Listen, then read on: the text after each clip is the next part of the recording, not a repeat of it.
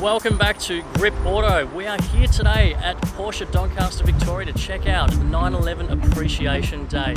Inside we have a special vehicle, one of only two in Australia, the Porsche 935, the recreation of the car that won in 1979 at Le Mans, the Moby Dick. So let's check it out. There's only 77 of these worldwide and we have an exclusive opportunity to check the Australian delivered one here today. Let's go.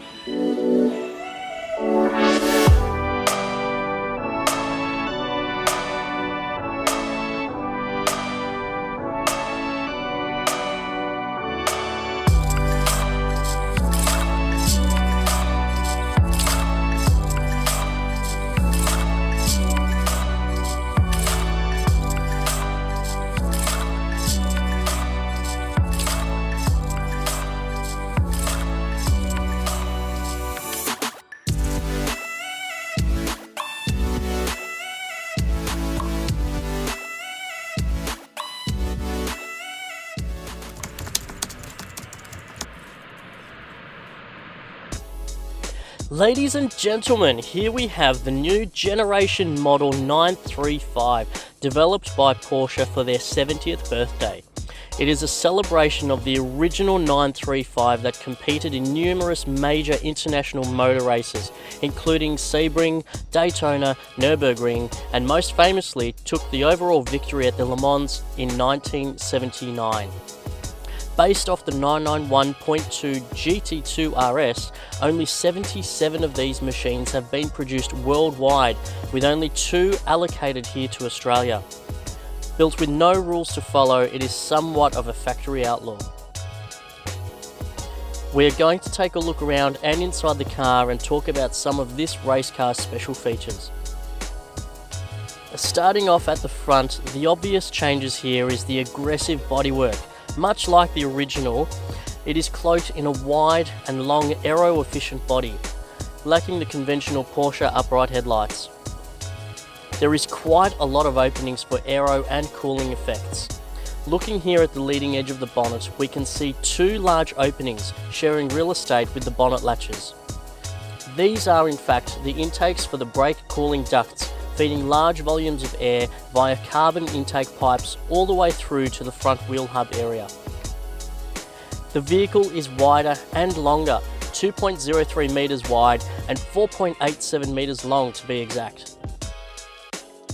The strikingly large vents over the wheel arch area help accentuate the vehicle's extra width.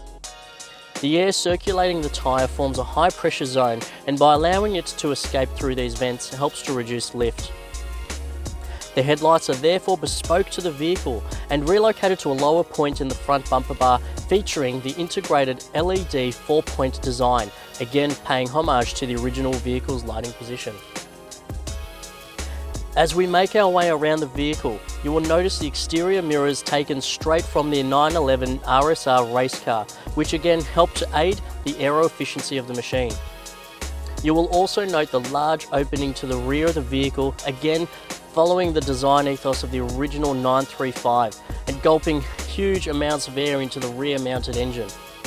Speaking of which, it's a 3.8 litre twin turbo 6-cylinder as per the GT2 RS it is based off, producing 700 horsepower.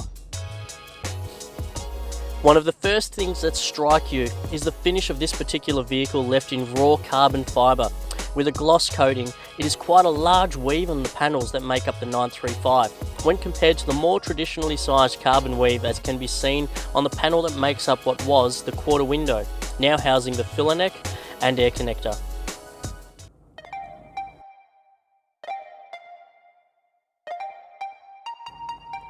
I have a soft spot for turbo fans, and again Porsche hasn't disappointed here, taking the original 935 wheels and recreating them for the new gen model. They are a one-piece wheel, 18 by 11.5 inches on the front and 18 by 13 inches on the rear. Using a centre-lock mounting, they are not just for good looks either. The design is of course functional in aiding airflow.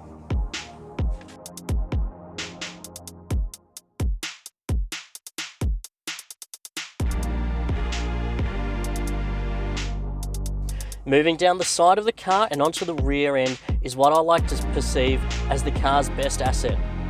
As was the original 935 and what gave it its nickname back in the day, Moby Dick, this elongated rear tail features a plethora of aerodynamic tricks. Firstly, as per the original, it's essentially a cape that's been placed over the original car. The entire rear section can be removed to unveil a standard 911 body underneath. And if you look close enough, you will see the original car where it ends and its taillights tucked up underneath. The long tail flares right up at the end into a lip and has neat cutouts into the side. It's a very open space and features a large, unique diffuser that houses another standout feature, again paying homage to the race cars of the past, and that being the €6,000 titanium tailpipes. Yes, you heard right, €6,000. Mounted atop is a fully adjustable rear wing, but what makes this wing unique is the fact that the end plates have integrated LED brake lamps. This was a requirement due to the stock taillight's visibility being impeded. Nevertheless, it looks fantastic lit up.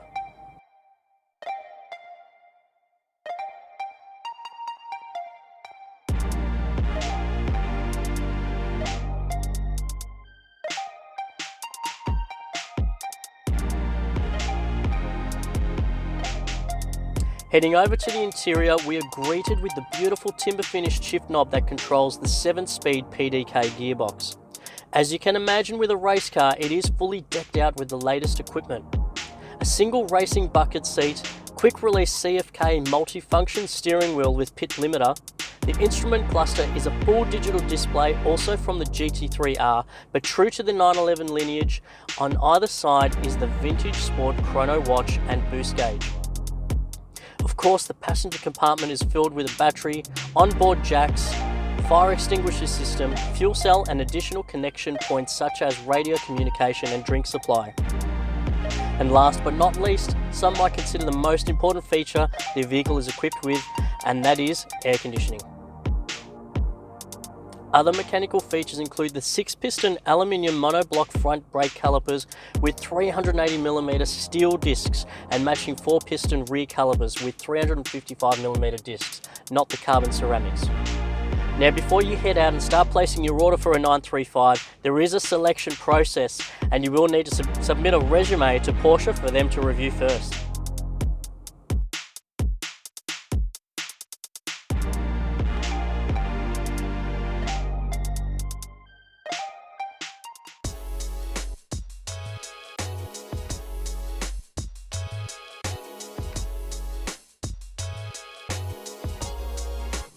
We hope you enjoyed the tour of this fantastic racing machine. If so, please take the time to like the video. Also, subscribe, hit the notifications so you don't miss out on future episodes.